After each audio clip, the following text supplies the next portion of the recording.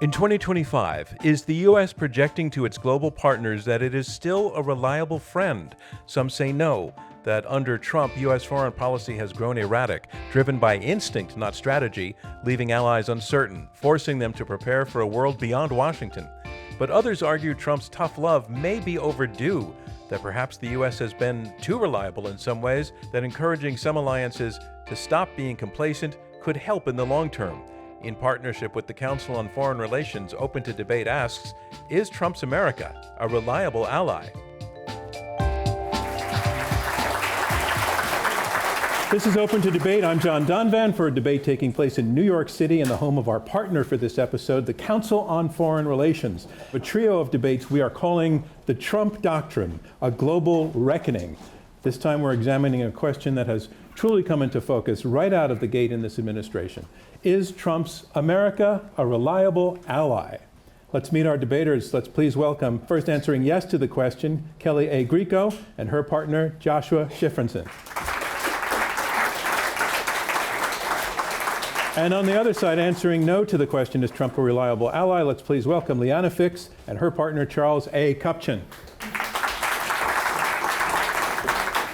We're going to go right into our first round. Our first round is comprised of opening statements from all four debaters. They each get 2.5 minutes each to tell you why they're arguing yes or no to the question. And speaking first and answering yes to the question, Joshua Shifrinson. Joshua is an associate professor at the University of Maryland School of Public Policy, senior fellow at the Cato Institute, an expert on international security. Joshua, thank you so much for joining us. It's a pleasure to have you here. Thank you very much. And that's your space right there. Great, thank you.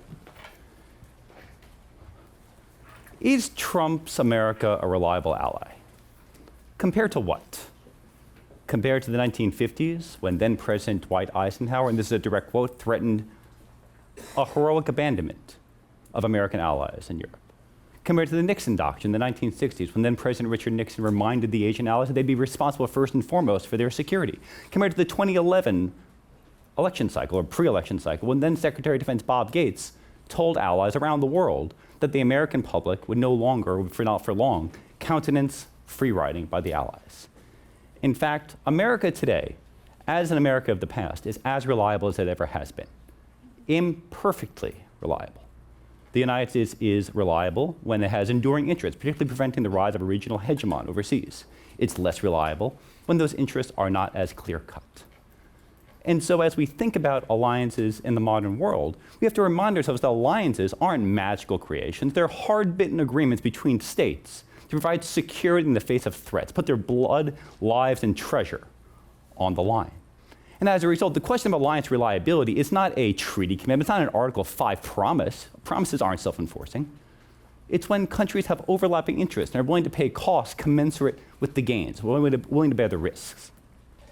As a result, the whole reason we're having an alliance debate today is not because of Trump. It's because the balance of power in the world is changing. It's been changing for 20 years. It's because new threats are emerging. And as a result, traditional alliances, particularly in Europe, are under duress, not because of Trump per se, but because he's saying the quiet part out loud. But this is an enduring structural feature. And as a result, as American interests change in the world, as new threats emerge, as the balance of power changes in the world, so is America going to be a reliable ally in some parts of the world. It's not a yes or a no question, is the United States a reliable ally, but shades of gray. It can be reliable in some interests to some allies, and less reliable to other interests vis-a-vis other countries. Today, this is playing out primarily in Europe and Asia, where we see the European commitment being questioned. But we're not seeing questions over the American commitment to Asia. That should tell us something. Is the United States a reliable ally? Yes, it is, in the parts of the world that matter for enduring American interests, primarily, and above all, preventing the rise of a regional hegemon. And with that, I'll step back. Thank you, Joshua. Our next speaker will be Charles Kupchan. Charles is a senior fellow at the Council on Foreign Relations, also professor of international affairs at Georgetown. Charles, thanks so much for being with us, and the floor is yours. In 1943, the renowned journalist Walter Lippmann, reflecting on the bitter debate between isolationists and internationalists before the U.S. entry into World War II, worried that ideological cleavage in the United States had become so bad that it would be impossible for the American Republic to arrive at a settled and generally accepted foreign policy. The danger to this republic, Lippmann warned, is that when a people is divided within itself about the conduct of its foreign relations, it is unable to agree on the determination of its true interest. The spectacle of this great nation, which does not know its own mind, is as humiliating as it is dangerous. That's where we are today. And the problem is much bigger than Donald Trump. Donald Trump is a symptom more than he is a cause of the hollowing out of the ideological center, what Arthur Schlesinger called the vital center in American politics. And that vital center rested on the backs of a prosperous middle class. That prosperous middle class has lost its foothold due to automation and globalization. There is no political center left in American life today. Now, Trump comes in and he's making the situation much worse. And that's because the people that were in office before him, from Clinton to George W., to Obama, to Biden, they tried to navigate and sustain the rules-based order, even though it was hollowing out at home and becoming harder to sustain abroad. Trump comes in and he says, I'm going to take that order down. I'm going to take a wrecking ball to the world America made. And in taking that wrecking ball to the world, he has left allies uncertain and deeply doubtful of America's reliability as an ally. And I'll just point to 4 quick things that he has done. 1, tarnishing the American democratic system itself. We don't know whether American democracy as we know it will survive. Number 2, self-destructive behavior. He wants to make America great again, then why is he defunding the greatest universities in this country and cutting off basic research? 3, he sees alliances as encumbrances rather than false multipliers, and says he may withdraw from NATO. 4, the return of U.S. imperialism. Canada thinks we might invade them, and we might. 5, chaos. We don't know what is going to come next from this White House. We may have 51 states by the time we leave this podium. Charles, I'm sorry your time is up. Thank you very much. Our question again is Trump's America a reliable ally? And here to give her opening statement answering yes, Kelly Grieco is a senior fellow at the Stimson Center, where she focuses on U.S. foreign and defense policy. Kelly, thank you for joining us, and the floor is yours. Is America a reliable ally today? Yes, when it matters and when it counts. Not everywhere, not always, but when the stakes are vital, the United States shows up. Let's be clear, U.S. commitments were never unconditional. Alliances are not friendships. They're hard bargains driven by shared interests. Let's not confuse reliability with whether Trump is polite. If you want to know when America steps up, ignore headlines, follow the American interest. We act when a country threatens to dominate Europe or Asia. That's why we fought 2 world wars and faced down the Soviets. Today, the test is in Asia. China's rise is shifting the global balance, and Washington is acting to prevent it from becoming Asia's hegemon. It's also why we're doubling down on our alliances there right now. What's the proof? Even under Trump, we're upgrading our military command in Japan, and we just conducted our largest ever exercise in the Philippines. That's reliability in action, and our allies know it. They're not backing away, they're asking for more. They wouldn't be doing that if they didn't believe we would be there when it counts. Trump, he's right that Europe must do more. Yes, Russia is aggressive, but it's not the Soviet Union. If it hasn't conquered Ukraine in 3 years, it's not taking the rest of Europe. The stakes are lower. So naturally, our reliability is less than it once was. But that's a good thing. It encourages Europe to step up while we focus on the main security threat, China. Trump is doing 2 things. He's making the point that Europe must do more while being rude about it. If you think alliances are friendships, both are offensive. But if you understand that alliances are about shared interests, then the problem is the rudeness, not the logic. Here's the bottom line. America's reliability endures. because it adapts. When the stakes are high, we show up. Thank you, Kelly. That was dynamite. And our last speaker in the opening round, I want to welcome to the stage Liana Fix. Liana is a fellow for Europe at the Council on Foreign Relations, expertise in European security and transatlantic relations. Thanks so much for joining us on the stage today, and the floor is yours. Thank you. You're welcome. So, debating whether the United States is still a reliable ally, perhaps we should ask those who are on the receiving end. Let's take the Europeans. They have huge concerns that when Donald Trump says that Vladimir Putin can do whatever he wants to allies that do not spend enough on defense, that this is not just a negotiation tactic. This is not just being rude to force Europeans to spend more. This is not to strengthen NATO.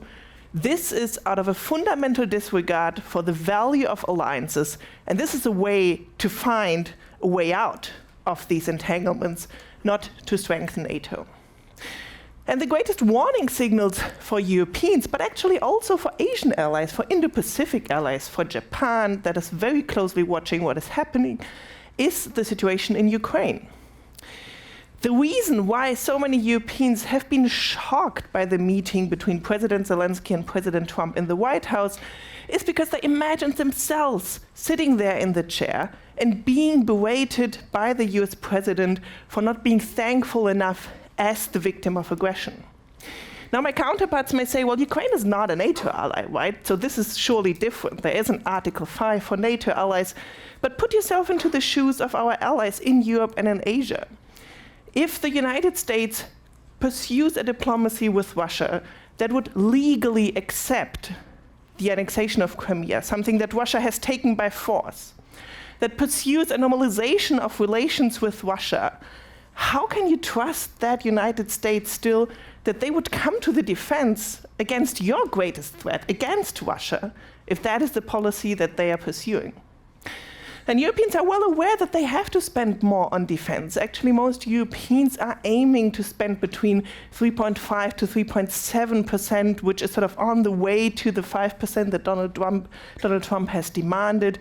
This will lead to a change in the US share of NATO totals from now 69% to 54% in the future. So the burden would shift if that way is pursued. But both European and Indo-Pacific allies fear that this is not going to be enough to keep the United States in, because the aim is not to make alliances stronger, but to get the US out of those entanglements that are not perceived anymore as fruitful for the United States. Thank you, Liana. All right, now we move on to our discussion round, where the debaters can address one another directly and take questions from me and eventually from you in the audience. But our question is Trump's America a reliable ally? The side arguing yes hinges their answer on the notion of yes and no. It's a reliable ally when it matters. They point out that US interests and balances of power change over time and that the issue is actually gray, that the US is certainly, right now, when it matters, they're arguing in Asia is being a reliable ally.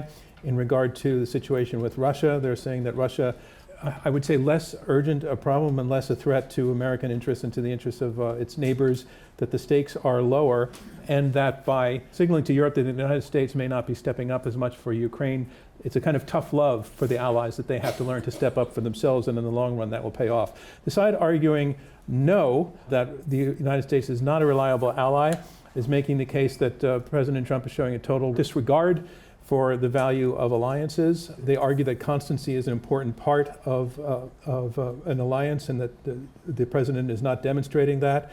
They also bring the issue back to what's happening in the United States domestically, that what they describe as this vital center having been hollowed out here in numerous ways, including economically, kind of has led to a collapse of the rules-based order and has left our allies uncertain what it is that we stand for anymore, and that's ultimately a self-destructive kind of behavior. So those are what the issues that I think I heard you discussing, each of you cutting up the issue this way. I found interesting your argument that the alliances aren't forever, that it's not about friendship, it's about hard interests, and to your opponents, their argument that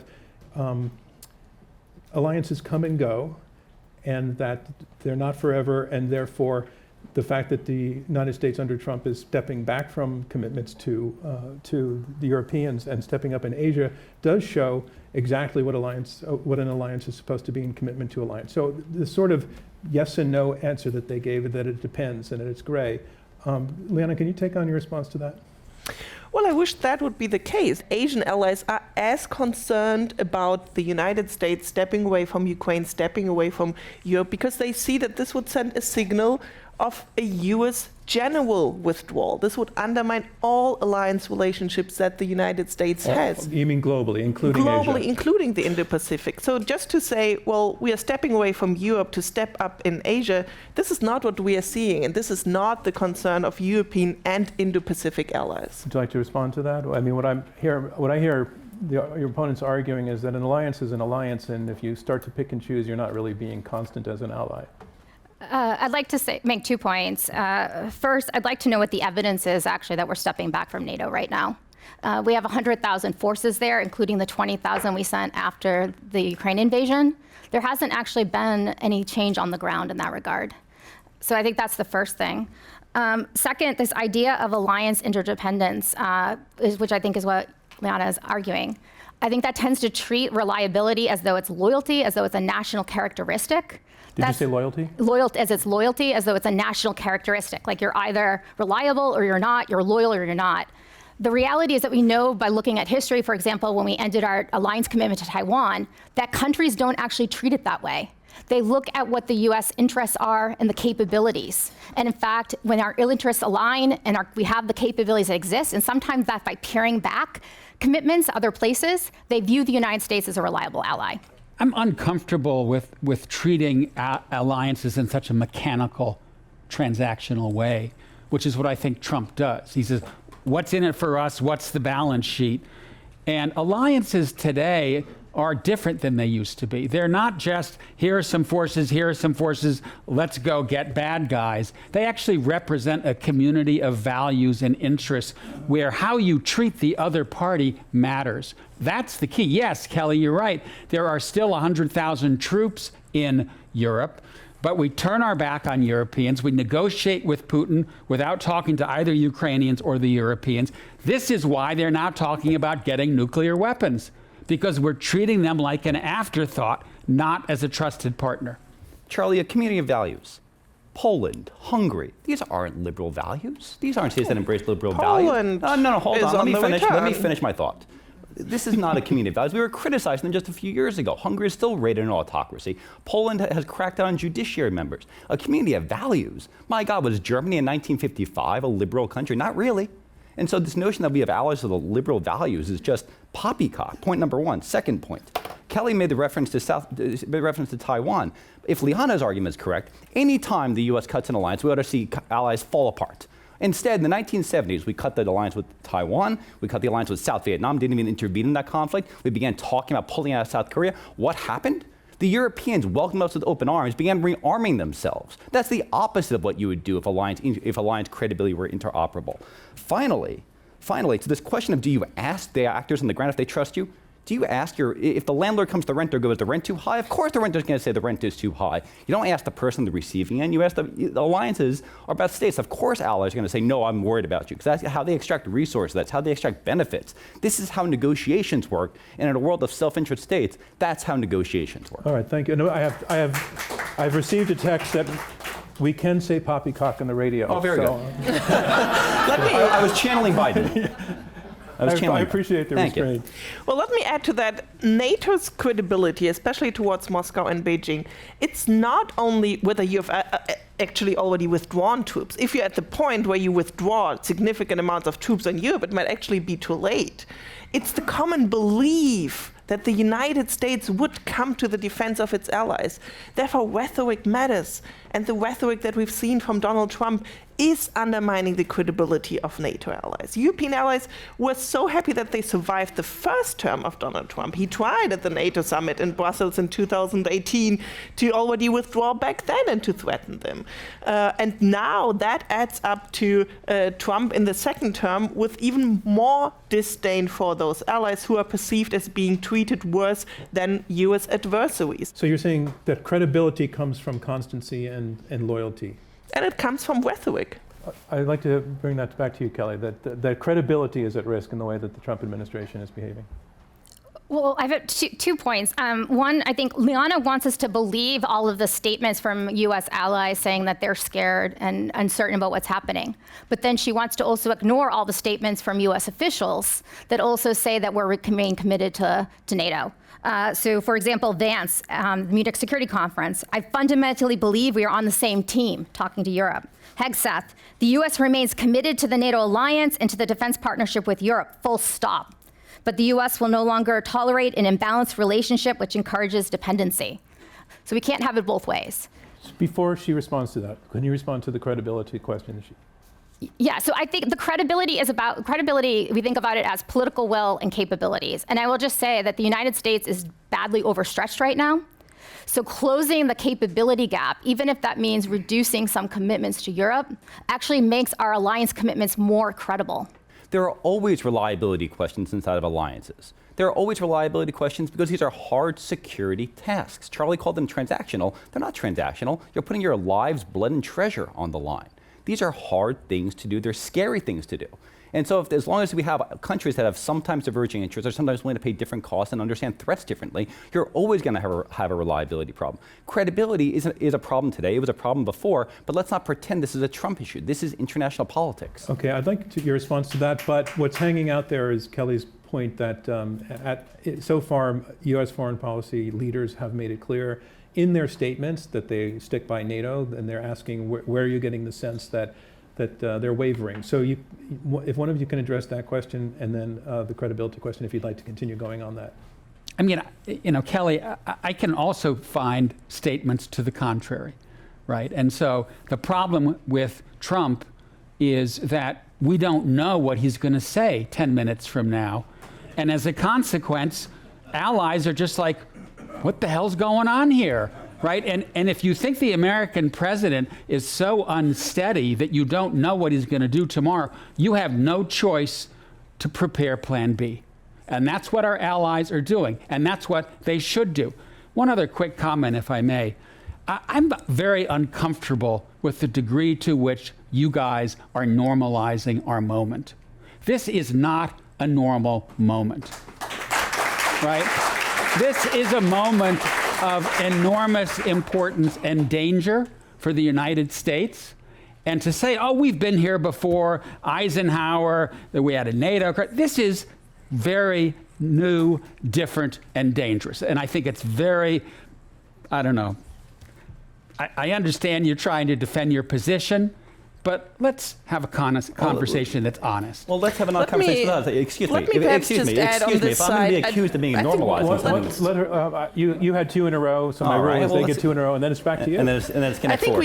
I think we have to make one point I wanted to respond to, and that is that G.D. Vance said at the Munich Security Conference that he's on the same page with Europe. That is a completely different reading from G.D. Vance's speech from the one that I heard in Munich, and I think Charlie and I were both at the Munich Security Conference then.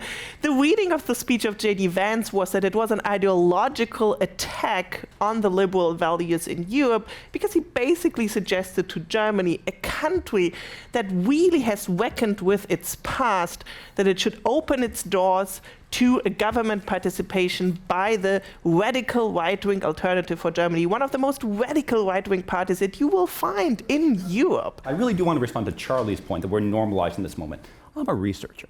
And all I can say is in response to your accusation that we're normalizing this moment, when it comes to asking the question, is Trump's America a reliable ally, we have to grapple with the arguments and the evidence. I brought evidence, I brought arguments. You don't like Donald Trump. I don't like Donald Trump. That doesn't change the fact that we have evidence and facts contrary to each other, and you seem to want to get personal rather than stick to the substance. Do you feel you were personal? I did not mean to be personal, and if I came off that way, I retract it. That having been said, Have we smoothed that over? I interpreted the argument that I heard from our august colleagues that they were normalizing this moment and that they were saying, we've been here before, don't worry about it. I'm worried.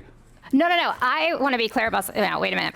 I want to be clear about something. I'm, first of all, not here to defend Donald Trump tonight. That's the first thing. And second, I think it is important actually to put a lot of this in context, because Donald Trump says a lot of things. He speaks very loudly. But it's also important to understand the context here, that many of the things that we're seeing, like a reappraisal of how many forces we should have in Europe or where U.S. interests lie, is not unique to Donald Trump. Otherwise, people are just scared.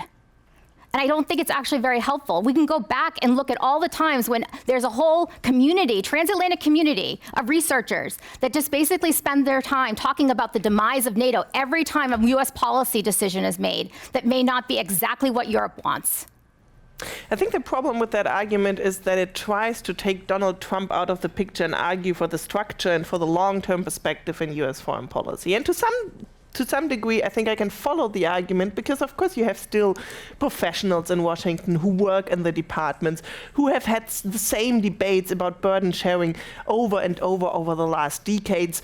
But that leaves out the very top of the government. And the very top of the government, the president and the White House, have very different views, have views on Europe, on alliances that no president has had so far.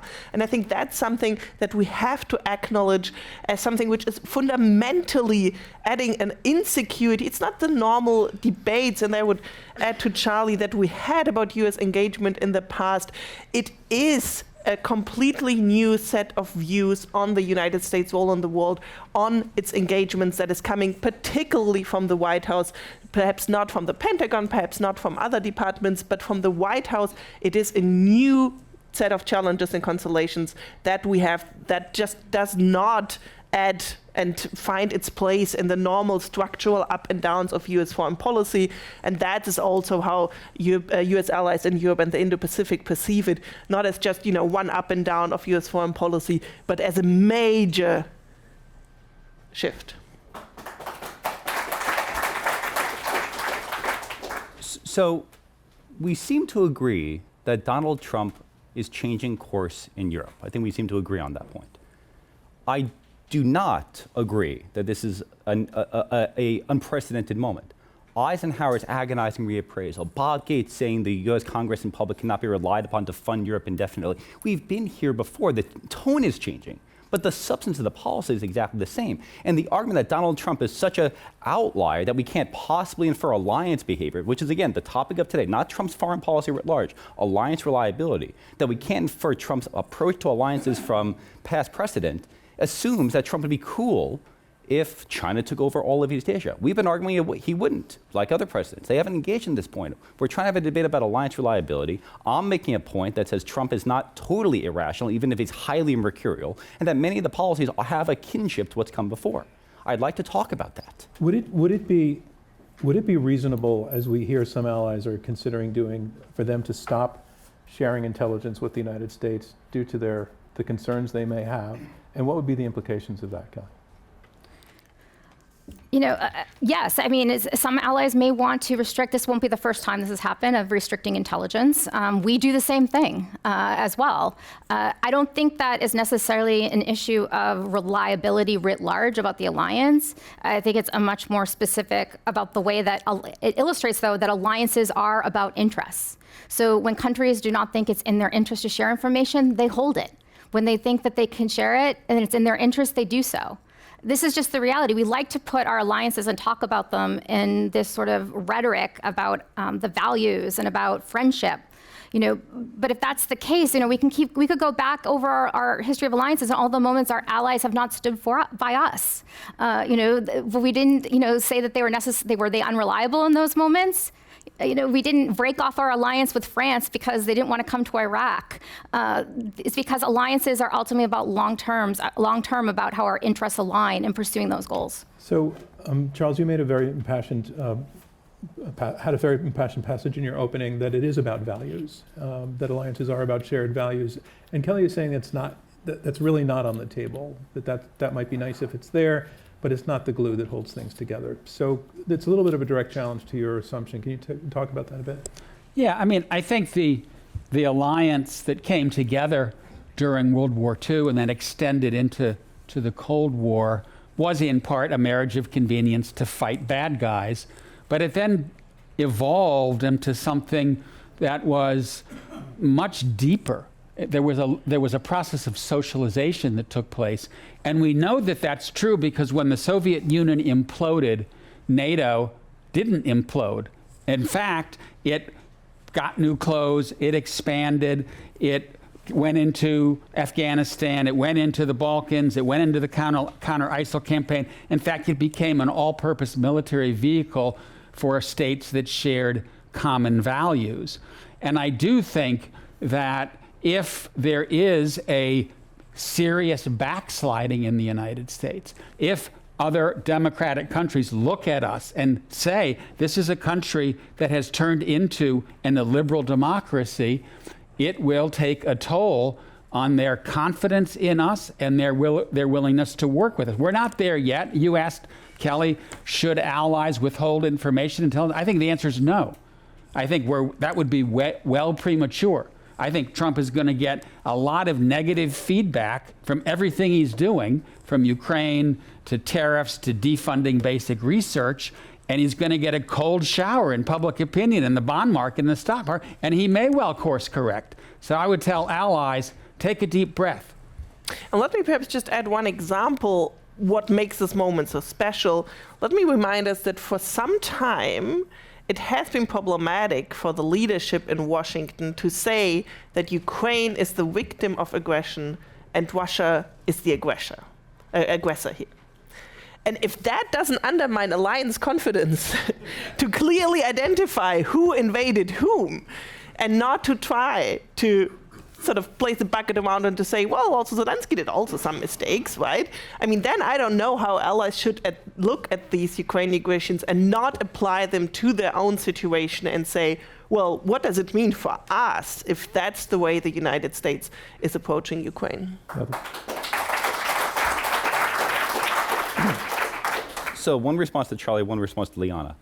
If allies see the U.S. as illiberal, they're less likely to work with the U.S. That's tantamount to arguing that if Ukraine were invaded again by Russia or Japan attacked by China, if the U.S. wasn't a liberal democracy, these countries wouldn't turn to the United States and say, please help me. Does anyone actually believe that? That with the U.S. power and the U.S. resources that it controls, the ability to go elsewhere in the world, they wouldn't call the United States? That's not my understanding of international politics. When faced with invasion, you make deals with who you have to. To this question of, because the U.S. isn't decrying the Russian invasion of Ukraine the same way, if we don't call out aggressors in the same way, this makes countries less likely to turn to the United States. You know, in 1914, the U.S. was very reluctant to assign a blame as to who started World War I. It certainly didn't make it difficult for the U.S. to find allies in 1917. Why? Because when stuff goes wrong in international politics, you turn to allies where you can find them. Does it mean that nations must always be fundamentally distrustful or wary of a betrayal, even within their alliances? Hasn't NATO always been worried about the United States? Well, I'm not debating with you. No. I wish you would sometimes. But my point is rhetorical. The point is, even in long-standing, highly integrated alliances where the countries often proclaim their friendships, there's a degree of skepticism. I want to just turn a moment to East Asia, where I spend more of my time thinking about East Asia alliances and coalitions. If you talk to East Asian allies like I do today, they're very concerned about the fact that we're sending so many resources to Europe. I mean, at one point, we're taking out Patriot batteries, we're taking out resources, more missiles are going, to Europe to try to support Ukraine. They understand why we're doing it, but they are genuinely concerned that we are constantly talking about now decades of pivoting to Asia, but we're always tied up in Europe and the Middle East. And so, yes, the people want to support Ukraine, but countries also want to know that we're actually going to be able to honor our commitments to them. It's like we're going around writing a lot of checks and hoping we don't actually have to cash them all at the same time. But I think the second part of the picture that you just showed us, allies in East Asia are also concerned that Trump might abandon Taiwan.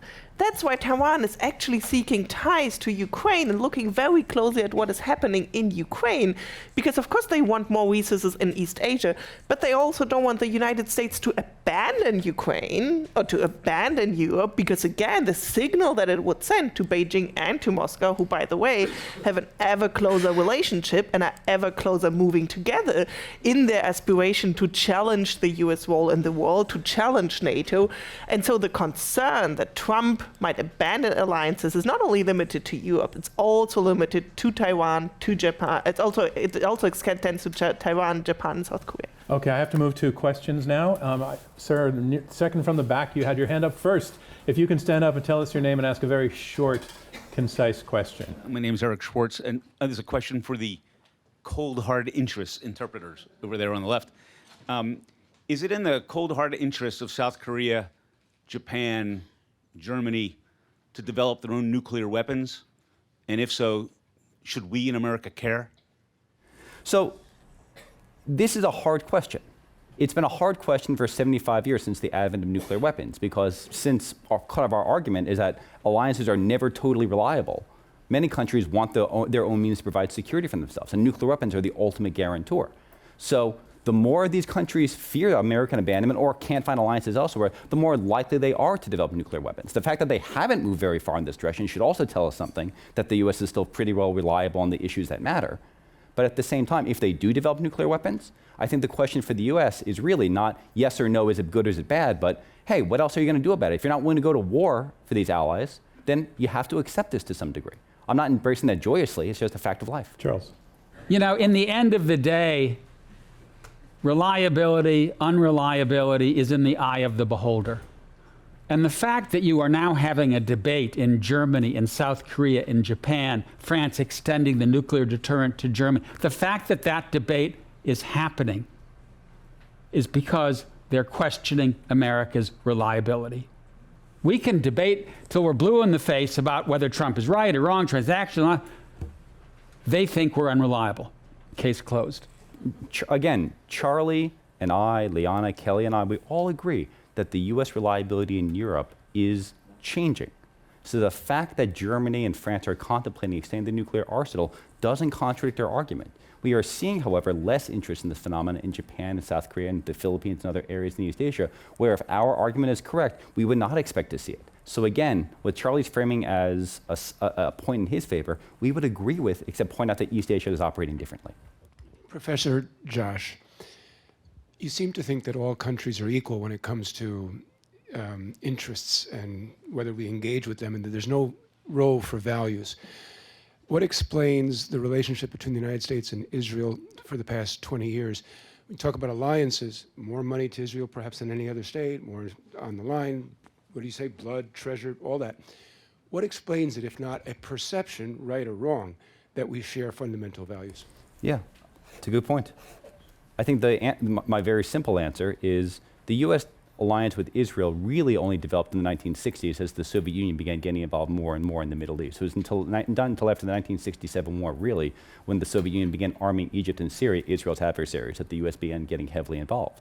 And so at the time, the Cold War alliance with Israel was understood very much in Cold War terms. So it was about the competition with the Soviet Union, American interests and American interests and American concerns that happened to overlap with the state of Israel's. Since that time, there's been very little change in the threat environment in the Middle East that might imperil the US-Israeli reliance. If, as what we've been arguing is correct, and interest and balance of power concerns in the world are changing, I would not be surprised to see the US-Israeli reliance come under duress. I don't welcome that prospect, but I see it's a very plausible outcome. Let me perhaps not take it out of the Israel example, but let me underline once again the point why values matter, right? The only time Article 5 has been used was by the United States after 9/11. And many European countries... Can you remind listeners what Article 5 the commitment for mutual defense, to come to each other's defense. That's not what it says. And European allies, we can argue that it's about because first you need to consult and so on and so on and so on. That's what the idea is. An attack, one of us is an attack, All of us. That's the not what it idea and the says. belief of why this article is credible. Even if sort of in an academic way you may want to sort of look into the words there. And that is why for European allies, that was something that they did out of shared values, out of empathy for the United States, out of friendship, out of shock for their friends and their allies. And that is why they're bringing this example again and again, saying, well, we try to be here for you. Right, and you can sort of discard this and say it doesn't really matter, but it does matter for the relationship between the United States and Europe, and it's something that should not be forgotten, which is why Europeans bring it up again. In the back, in the pink jacket. The mic's behind you, thanks. Thank you, Elise Labott. I'm the Edward R. Murrow Press Fellow here at the Council on Foreign Relations. For the yes, America is a reliable ally. Lots of Europeans, diplomats and officials say that one of the main reasons that America is not a reliable ally is because of our polarization at home, and that because each party keeps changing policies when a new government comes in, that we're just maybe not consistent and they can't count on us. How do you respond to the fact that our own polarization is really a problem in terms of our reliability? Thank you. You know, first, I'm deeply concerned about polarization at home. I think that's clearly probably one of our greatest dangers, threats. The thing I would say, though, is that we sometimes have a tendency to think that every time we elect a new president, we actually get a new foreign policy. But the reality is that we've essentially had the same grand strategy since the end of World War II. We've pursued essentially a version of liberal primacy, trying to maintain, be the most powerful country in the world, and spreading liberal values, backing it up with liberal ideas. That hasn't really changed. I will say that there is something different about Donald Trump, and that it's purely about the primacy, and it takes away the values piece to it. Barry Posen's called it a liberal hegemony. But I don't think that, at least right now, what we're seeing is that it's necessarily unreliable in the sense that we're still insisting on being number one in the world, something that I actually think is problematic given the distribution of power changing. But I do think polarization at home, I think long term, is actually going to really affect our power position and our ability to pursue a coherent foreign policy. Just very briefly, I just want to amplify a few things Kelly said. It's certainly true that polarization is up. Charlie's written very elegantly on this point. He's 100% right that polarization is up in this country. But I think it's important to pay attention to the dogs that aren't barking, right? The consistencies that we're not picking up in the media cycle, in the news cycle. So for example, Trump 1 continued the Obama European Reassurance Initiative, continued under Biden, continued under Trump today. We've seen every American president for the last 20 years upgrade the US-Japanese relationship. We've seen defense spending skyrocket more or less consistently, monetarily increase. We see the continued recapitalization of the nuclear arsenal. There's lots of consistency across the foreign policies, even in a hyper-polarized polity. And that's because, as Kelly said, foreign policy doesn't change and wax away with a single administration. It's because of enduring national interest that a president, in many cases, is servicing with their own particular spin sometimes, but isn't necessarily changing at a fundamental level. Okay, so we got to get in one more question. Right over here. Hi, I'm Walter. I think a big value add of alliances is the peace dividend. Do you believe our adversaries, specifically adversaries, are they participating in it? And why are the benefits of the peace dividend not enough to prevent them from doing it? I mean, I would say that Trump is right that allies have generally taken advantage of the United States. And that whether it is in Germany or Canada or the Far East, they need to do more. And they are doing more, as Liana just outlined, and that's all for the good. But the problem is that we just don't know, are they doing more because they're afraid that they're going to wake up in the morning and be on their own, which may happen, or are they doing more, in which case the United States will see them as better partners and our alliance will be intact for now until the end of time. I hope it's the latter. I worry that it's the former. Okay, we have to move on to our closing round now. And in our closing round, each of the four debaters stands up again and makes a closing argument to persuade you to their side, yes or no, on the question of whether Trump's America is a reliable ally. And speaking first again will be Joshua. Joshua, the space is yours. You are answering yes to the question. I want to talk about Trump by talking about the 1970s. Now, it might seem an odd thing, But we have to think about the 1970s for a second. This was an era where the US was seen as overextended, where the US was seen as broken economically, where there was concerns that our adversary, particularly the Soviet Union, had stolen a march upon the United States, and the world was changing at a fundamental level. And in that decade, we saw the United States profoundly change its alliance portfolio. The decade began with the Nixon Doctrine, telling the Asian allies they'd have to bear primary responsibilities for their own defense. The middle of the decade saw the US abandon South Vietnam despite a treaty commitment to the contrary. The latter part of the decade saw the US break the US-Taiwanese relationship and even contemplate leaving South Korea. Now, I tell this story because if ever there was a moment where the actions and words of one area hinder alliance reliability, as this side has argued, that would have been a moment where the European allies should have run for the hinterland. Right? We would have seen profound concerns throughout Asia and particularly throughout Europe. But instead, what did we see? We saw the European allies step up. We saw them welcome a refocus of the United States to Europe. We saw it go so far that by the end of the decade, there were questions over whether the allied buildup of NATO had gone too far and was causing a security spiral with the Soviet Union, courting war with the Soviet Union because NATO was perhaps too powerful. I tell these examples, I give these examples, I turn to the 1970s, because just as at that moment, we changed alliance focus to focus on enduring interests called preventing the Soviet Union from being a regional hegemon in Eurasia, and the alliance endured, so too can the US change focus today, as we've been arguing, because interests are changing, without harming alliance reliability on the enduring interests that matter. Thank you. Thank you, Joshua. Liana, you're up next in answering no to the question, is Trump's America a reliable ally? Your closing, please. Thank you. So I just came back from Brussels last week. We had a couple of meetings at NATO headquarters with our European allies.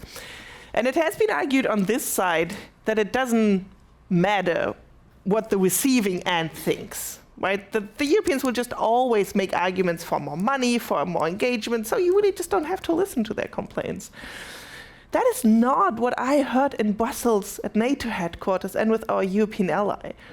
What I heard was a huge elephant in the room, where all the efforts that Europeans are putting into defense spending, all the money that they are unlocking, is to try to keep the United States in Europe, but at the same time preparing for an alternative scenario when they are left alone, which Europeans take very seriously. Very seriously. And I might probably say more seriously than at least for the last 35 years, if not longer, throughout the Cold War. So there is something to say about a more transactional relationship, right? I mean, we've argued this. There is a value in putting some pressure on your allies and saying, step up. But you can only drive strategic ambiguity so far. You can only threaten so often to abandon your allies until at some point NATO credibility does get damaged. And no one believes anymore that this is just a negotiation tactic. No one believes anymore, including in Moscow and Beijing, that this is just a negotiation tactic. And this is what makes me so concerned. If we just think about the relationship between US and the allies, we exclude what is the effect on the thinking of our adversaries, right? If the United States says, well, we will withdraw troops from Europe, what does that look like to Moscow? It means the US will not come to the help of European allies. We can do nuclear blackmail as we've done in Ukraine, because the United States will not risk Chicago for Berlin as they would have done in the Cold War. And we must take this seriously because it's not in the European interest only, but in the US interest to have those friends around the world. Thank you, Liana. Kelly, you're answering yes to the question, is Trump's America a reliable ally? Last month, I traveled to East Asia for meetings with US allies. Unsurprisingly, Donald Trump's threats and his tariffs were top of mind. At one point, I had a conversation with a retired general from an allied country, and I asked him whether he thought our alliance would weather these political storms. He looked at me and he said, "Kelly, I'm too old to learn Chinese." We both laughed, and then he said more seriously to me, "Our countries still need each other." That's the core of the argument Josh and I have made to you in this debate. When our interests are aligned and the capabilities are there, the United States remains a reliable ally. Despite his bullying, what I heard from the region was a call for more US engagement, not less. They wanted more US time, more resources, more troops, more trainings. That's not how allies behave if they think you're unreliable. They won't be asking for more exercises. They wouldn't be asking to deepen integration with US forces if they didn't truly believe that we will be there when it matters. And that isn't naivete or blind faith on their part. It's hard-nosed realism, because they understand, as the general said, that we both need each other. Alliances aren't built on personalities. They're built on shared interests. And our enduring interest is to prevent a Eurasian hegemon. Today, the only viable contender for that is China. So yes, US strategic focus is adjusting accordingly to East Asia. That's not a Trump or Biden issue. That's strategy. Yes, US strategic priorities are changing. But that doesn't change whether we're a reliable ally when vital interests are at stake. When it matters, the United States shows up.